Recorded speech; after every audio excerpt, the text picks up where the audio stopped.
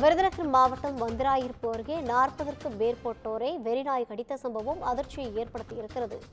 வெறிநாய் கடித்து காயமடைந்த 40க்கும் மேற்பட்டோர் அரசு மற்றும் தனியார் மருத்துவமனைகளில் அனுமதிக்கப்பட்டு சிகிச்சை பெற்று வருகின்றனர். இதுகுறித்தான கூடுதல் விவரங்களோடு இணைகிறார் நமது செய்தியாளர் செந்தில்குமார் இணைப்பில் இருக்கிறார். வணக்கம் செந்தில்குமார், கூடுதல் விவரங்களை வழங்கலாம். அதாவது தமிழகத்தில் கடந்த சில நாட்களாகவே வெறிநாய்கள் தொல்லை என்பது அதிகரித்து காணப்படுகிறது.